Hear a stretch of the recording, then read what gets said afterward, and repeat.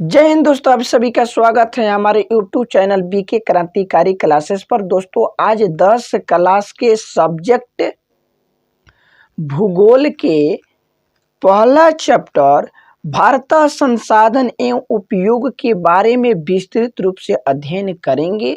इस चैप्टर में इस इकाई में एक एक लाइन के बारे में, एक एक शब्द के बारे में तोड़ तोड़ कर समझेंगे।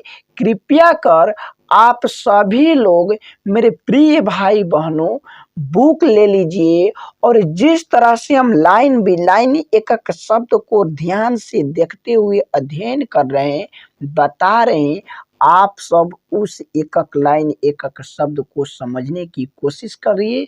गारंटी के साथ कहता हूँ दोस्तों, आप सभी को बिल्कुल समझ में आ जाएगा, क्योंकि जहाँ ध्यान केंद्रित रहता है वहाँ का चीज़ दिमाग में फिट हो जाती है। तो आइए दोस्तों हम लोग चलते हैं।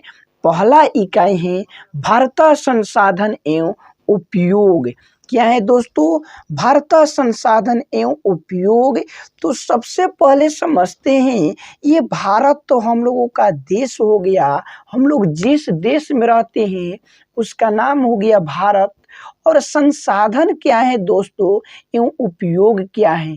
तो संसाधन वे सभी वस्तुओं को कहते हैं। संसाधन वे सभी वस्तुएं हैं जो हमारे आवश्यकताओं को पूर्ति करती हैं, जो हमारे ज़रूरतों को पूर्ति करती हैं, जो हमारे मांगों को पूर्ति करती हैं, उसी को दोस्तों संसाधन कहते हैं। क्या कहते हैं? संसाधन कहते हैं।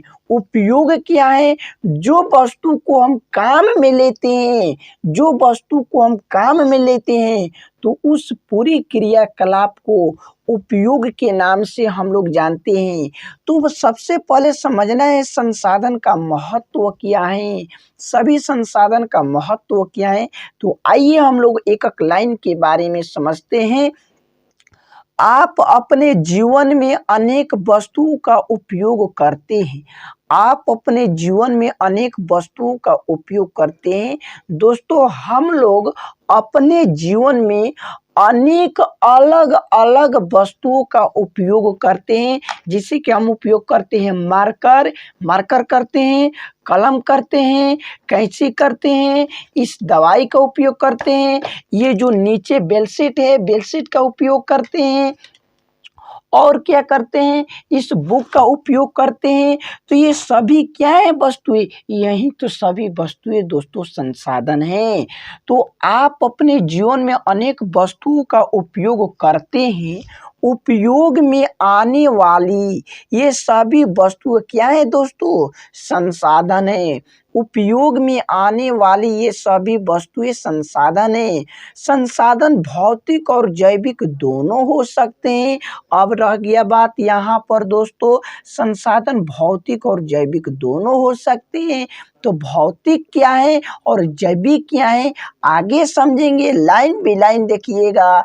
जहाँ तक एक और भूमि, मृदा, जल, खनिज जैसे भौतिक पदार्थ मानवीय आवश्यकताओं की पूर्ति में सहायक होकर संसाधन बन जाते हैं, वहीं दूसरी ओर जैविक पदार्थ वनस्पति, वन्यजीव तथा जलीय जीव मानवीय जीवन को सुखमय बनाने में पीछे नहीं है। यहाँ पर भौतिक संसाधन भी है और जैविक संसाधन भी है।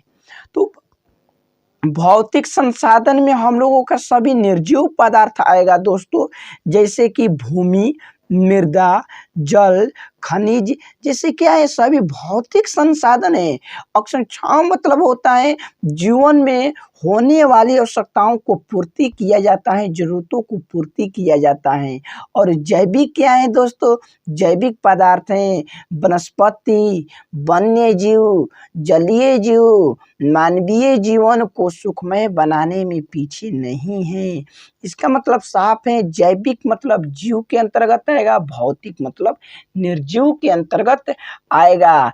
तो इसी प्रकार यहाँ पर कह रहा है लाइन, संसाधन भौतिक और जैविक दोनों हो सकते हैं। आगे बढ़ते हैं। उपर्युक्त भौतिक एवं जैविक दोनों पदार्थ तकनीक के सहारे हैं जीवनोपयोगी हो पाते हैं। अनादिकाल से ही अरण्यों में वनस्पति एवं वन्य जीव उपलब्ध थे। जलाशय एवं सागरों में जलीय जीव लाखों वर्ष पूर्व से विचरण करते रहे। सदियों से ही कोयला, पेट्रोलियम एवं वन्य खनिज पृथ्वी के गर्भ में पड़ा हुआ था, किंतु उस समय के आदि मानव में तकनीक का ज्ञान का अभाव था। धीरे धीरे जनसंख्या आवश्यकताओं में वृद्धि होती गई। इसी वृद्धि ने मानव के ज्ञानार्जन की दर में तीव्र वृद्धि किया। इतना ही नहीं, आदि मानव तकनीक को पाकर ज्ञानी मानव बन गया। दोस्तों, यहाँ पर ये बात है, यहाँ पर समझना है कि जिस तरह से जनसंख्या बढ़ती गई उस तरह से लोगों की मांग बढ़ता गया, लोगों का मांग बढ़ता गया। और हम लोग जानते हैं कि जनसंख्या तो दिन प्रतिदिन बढ़ रही है, लेकिन सभी वस्तुएं नहीं बढ़ रही है। क्यों? क्योंकि उस समय में, अनादि काल में, मानव के पास तकनीक नहीं था, ज्ञान नहीं था। तकनीक के मतलब सोच विचार कर नए नए पदार्थों का निर्माण करना होता है। तकनीक का मतलब ज्ञान होता है, उच्च सोच होता है, क्रियाकलाप करने की ढंग होता है। तो दोस्तों, अनादि काल में मानव के पास तकनीक की सुविधा नहीं था, लेकिन जैसे जैसे जनसंख्या बढ़ती गई वैसे वैसे इस वर्तमान में ग्राहकों की मांग वस्तुओं के प्रति, संसाधनों के प्रति बढ़ता गया। और इसी मांग को पूरा करने के लिए दोस्तों मानव के पास ज्ञान आया, यानी तकनीक आया।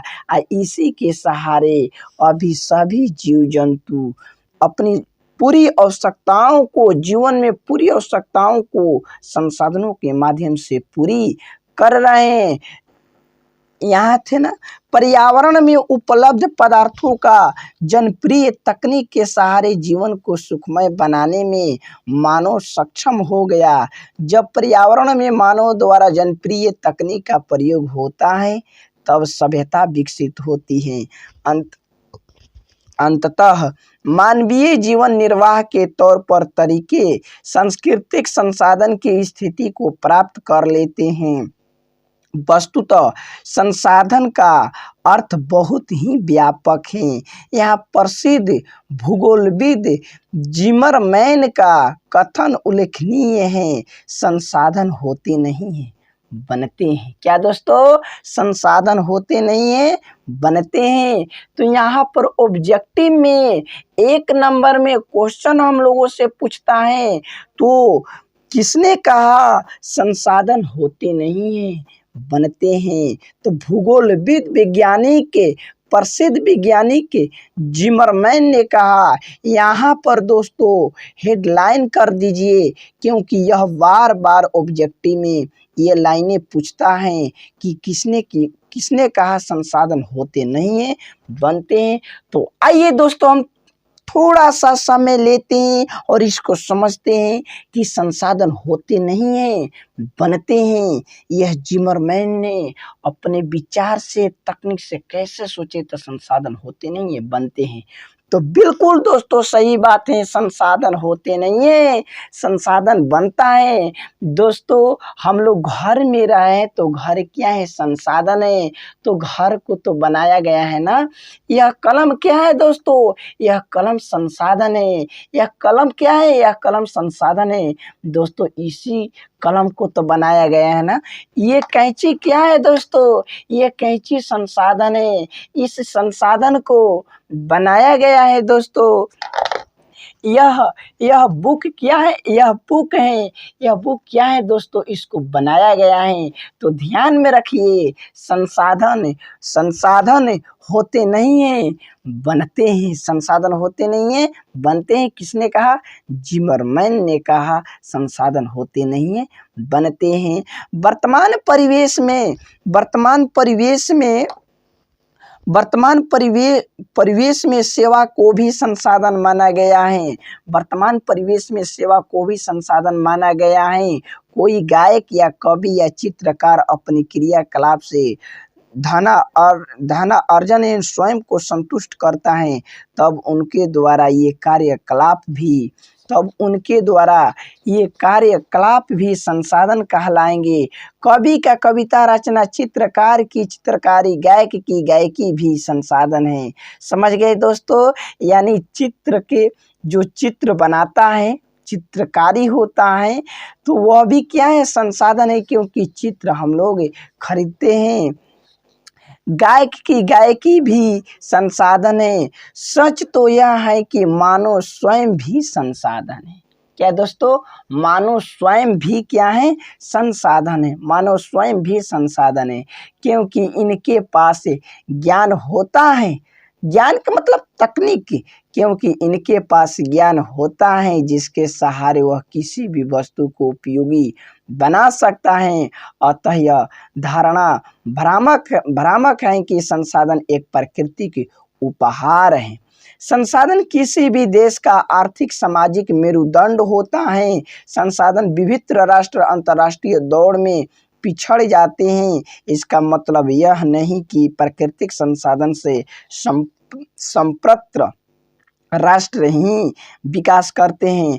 जापान एक सेवा देश है। जापान एक ऐसा देश है जो प्राकृतिक संसाधन में अत्यंत विपन्न है, किंतु इनके मानव संसाधन तकनीकी दृष्टि से इतने सुलभ हैं कि यह देश उपलब्ध सभी पदार्थों का विवेकपूर्ण उपयोग कर विकसित देशों की श्रेणी में खड़ा है। अतः किसी देश के विकास में भौतिक एवं जैविक संसाधन के साथ साथ मानव संसाधन की भी बहुत भूमिका होती है। विविध संसाधनों के मध्य मानव नियंत्रण की स्थिति में रहता है, जो पर्यावरण में उपलब्ध पदार्थों, प्रौद्योगिकी, तकनीक एवं संस्थाओं के बीच अंतर संबंध स्थापित करता है, जिससे पर्यावरण के पदार्थ उपयोगी बन जाते हैं। इस चित्र में देखना है दोस्तों कि यहाँ पर कह रहा है दोस्तों कि संसाधन किसी भी देश के आर्थिक मेरुदंड होता है, लेकिन इसके साथ साथ जो मानव के अंदर ज्ञान भरी हुई है, तकनीक भरी हुई है, वह भी देश की आर्थिक मेरुदंड होता है। मानव भी स्वयं क्या होता है? संसाधन होता है। मानव भी स्वयं क्या होता है? संसाधन होता है, क्योंकि मानव के अंदर अनेक प्रकार की ज्ञान भरी हुई है और वे मानव अपने तकनीक के सहारे किसी भी बेकार वस्तु को उपयोगी बनाकर उपयोग में लाता है। तो मानव भी क्या हुआ दोस्तों? संसाधन हुआ। तो हम सब संसाधन समझ गए। तो वे सभी वस्तुएं जो हमारी जरूरतों को पूरा करती हैं, या वे सभी वस्तुएं जो हमारी आवश्यकताओं को पूर्ति करती हैं, उसे संसाधन कहते हैं। आइए दोस्तों अब देखते हैं संसाधनों का वर्गीकरण। दोस्तों क्या देखते हैं? संसाधनों का वर्गीकरण देखते हैं। संसाधनों का वर्गीकरण। संसाधनों के वर्गीकरण के निम्नलिखित आधार हैं। क्या दोस्तों? संसाधनों के वर्गीकरण के निम्नलिखित आधार है। पहला है ए में उत्पत्ति के आधार पर जैव और अजैव, बी है उपयोगिता के आधार पर नवीकरणीय और अनवीकरणीय, सी है स्वामित्व के आधार पर व्यक्तिगत, सामुदायिक, राष्ट्रीय और अंतर्राष्ट्रीय। आइए दोस्तों हम संसाधनों के सभी प्रकारों को पूरा विस्तृत रूप से अध्ययन करते हैं। पहले यह चार्ट को समझते हैं। ये चार्ट क्या दिया है, दिए गए चार्ट की मदद से भी संसाधन को समझा जा सकता है। संसाधन दो प्रकार के होता है दोस्तों, एक प्राकृतिक संसाधन, एक मानवीय संसाधन। आइए दोस्तों हम लोग समझते हैं प्राकृतिक संसाधन किसे कहते हैं और मानवीय संसाधन किसे कहते हैं। तो वैसा संसाधन जो हमें प्रकृति द्वारा प्राप्ति हुई है, वैसा संसाधन जो हमें प्रकृति द्वारा प्राप्ति हुई है, या वैसा संसाधन जो हमको प्रकृति ने दिया है, उसे प्राकृतिक संसाधन कहते हैं। जैसे हवा, मिट्टी, जल इत्यादि सभी किसने दिया, प्रकृति ने दिया। सभी हरे पेड़ पौधा किसने दिया, प्रकृति ने दिया। उसी प्रकार मानवीय संसाधन क्या है, वैसा संसाधन जो हमें मानव द्वारा प्राप्ति हुई है, वैसा संसाधन जो हमें मानव द्वारा प्राप्ति हुई है, उसे मानव निर्मित संसाधन कहते हैं। जैसे में दोस्तों ये मार्कर हमको किसने बना कर दिया, मानव ने दिया। हट ससुरा, मानव निर्मित संसाधन है। ये कलम हमको किसने बना कर दिया, मानव ने। अरे तू हट, मानव निर्मित संसाधन। ये बुक हमको किसने बना के दिया जी, मानव ने, है मानव निर्मित है।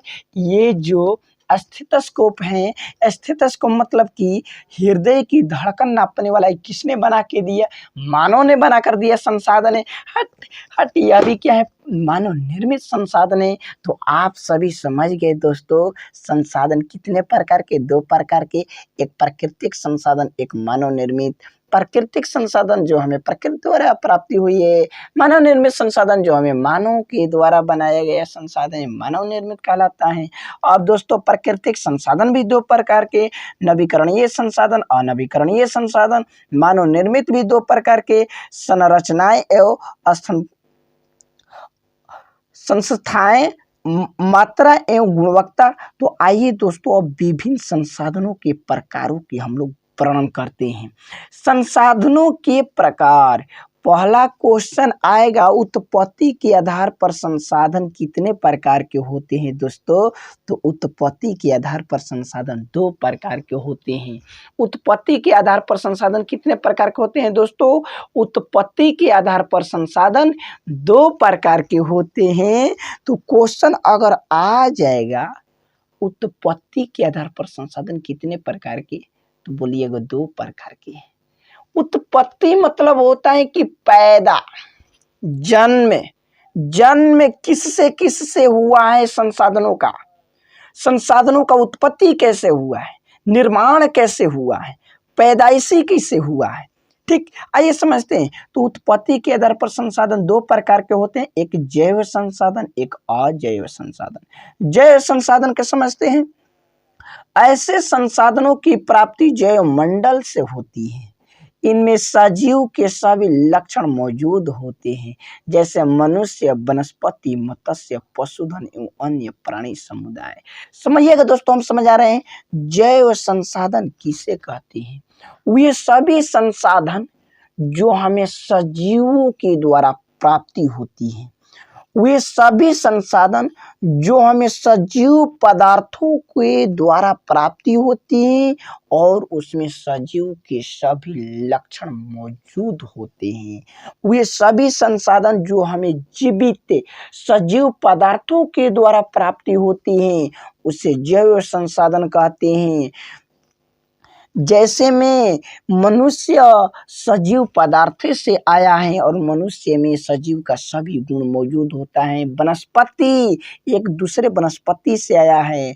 मत्स्य यानी मछली पालन, पशुधन, मवेशियां एवं अन्य प्राणी समुदाय, यानी जैव संसाधन हम लोग समझ गए। तो वे सभी संसाधन जो हमें सजीवों के द्वारा प्राप्ति हुई है और उसमें सजीव के सभी लक्षण मौजूद होते हैं, तो उसे दोस्तों जैव संसाधन कहते हैं, जैव संसाधन कहते हैं। आप सभी समझिएगा, सजीवों का सभी लक्षण मौजूद होना चाहिए उसमें, तभी जैव कहलाएगा, नहीं तो नहीं कहलाएगा।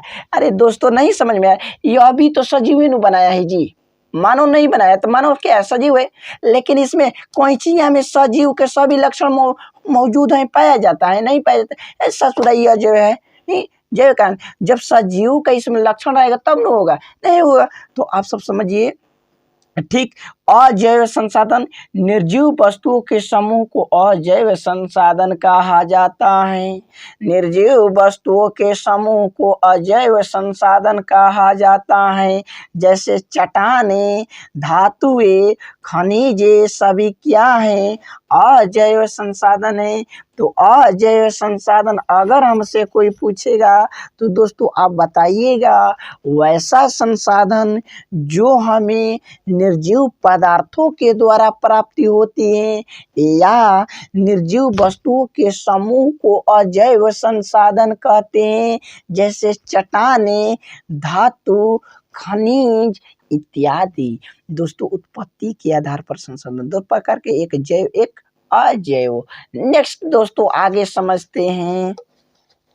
अब आया दोस्तों, उपयोगिता के आधार पर संसाधन के दो वर्ग होते हैं। क्या दोस्तों, उपयोगिता के आधार पर संसाधन के दो वर्ग होते हैं।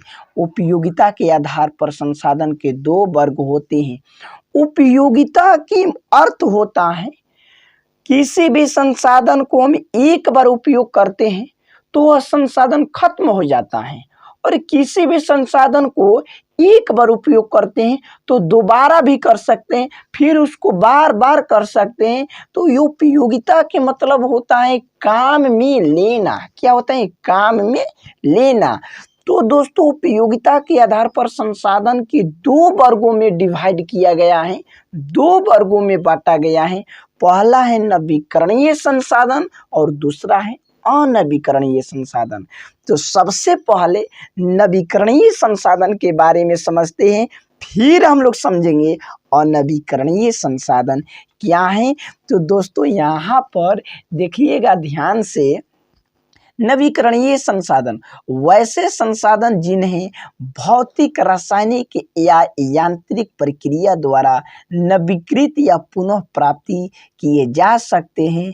जैसे सौर ऊर्जा, पवन ऊर्जा, जल, विद्युत, वन एवं वन्य प्राणी, जिन्हें सतत या प्रवाह एवं जैव संसाधनों में वर्गीकृत किया जा सकता है।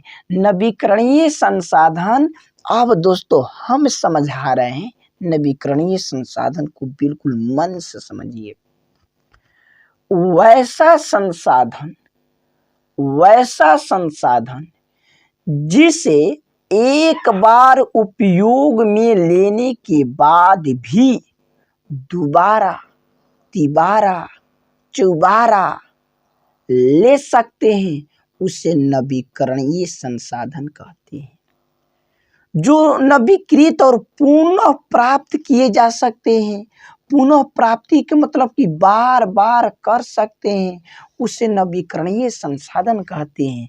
फिर से दोस्तों, वैसा संसाधन जिसे एक बार उपयोग में लेने के बाद भी दोबारा उपयोग में ले सकते हैं, उसे नवीकरणीय संसाधन कहते हैं।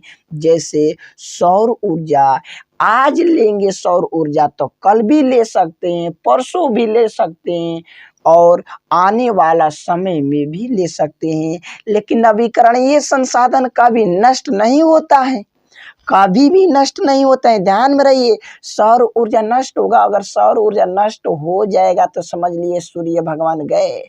पवन ऊर्जा नष्ट होगा जी, हवा कभी भी नष्ट हो सकता है, नहीं हो सकते हैं।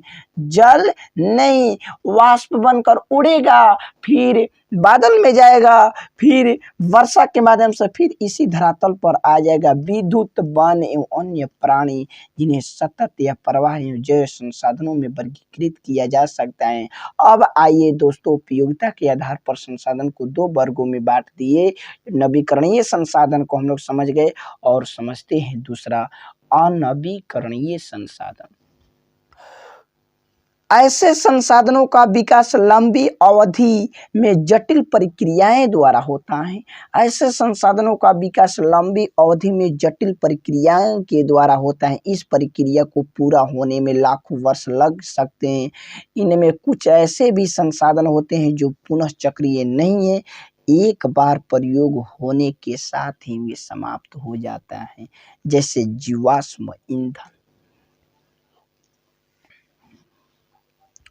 तो दोस्तों, अनवीकरणीय संसाधन वैसे संसाधन जिन्हें निर्माण करने में लाखों वर्ष लग जाते हैं, लाखों वर्ष लग जाते हैं, लेकिन इसका सीमित भंडार होता है। यह सीमित संसाधन है और इसको एक बार यूज में लेने के बाद खत्म हो जाता है, नष्ट हो जाता है, तो उसी को अनवीकरणीय संसाधन कहते हैं। फिर से दोस्तों, वैसा संसाधन जो लाखों वर्ष लगने के बाद तैयार की जाती है, जो समाप्त होने की संभावना रहती है और जिसे एक बार उपयोग में लेने के बाद पुनः दोबारा नहीं कर सकते हैं, उसे अनवीकरणीय संसाधन कहते हैं। जैसे में जीवाश्म ईंधन है, कोयला। दोस्तों, कोयला को हम लोग कहते हैं, क्वेश्चन आएगा कोयला कौन सा संसाधन है, तो कोयला अनवीकरणीय, एक बार जलने के बाद फिर खत्म। अब दोस्तों, स्वामित्व के आधार पर संसाधन के 4 प्रकार हो सकते हैं। स्वामित्व के आधार पर संसाधन के 4 प्रकार हो सकते हैं। दोस्तों, यह वीडियो पार्ट 1 है। हम लोग अगले वीडियो में पार्ट 2 में समझेंगे कि स्वामित्व के आधार पर संसाधन के कितने प्रकार हो सकते हैं। याद रखिए दोस्तों, अगर सूर्य की तरह चमकना चाहते हैं तो सूर्य की तरह जलना पड़ेगा। इस भारत माँ की हम लोग सपूत हैं, तो हम लोगों को गर्व होना चाहिए। तो इतना बड़े सी माँ को हम लोग बेटे हैं और इस बड़े सी माँ के लिए हम लोग कुछ नहीं करेंगे तो क्या करेंगे? लग जाइए दोस्तों इस भारत माँ की विकास करने में। लेकिन यह भी बात ध्यान में रखिएगा, जब तक अपना विकास नहीं होगा, जब तक दूसरे का विकास संभव नहीं है। इसलिए सबसे पहले अपने आप को विकसित करो और अपने आप को विकसित करने के लिए सबसे महत्वपूर्ण होती है शिक्षा।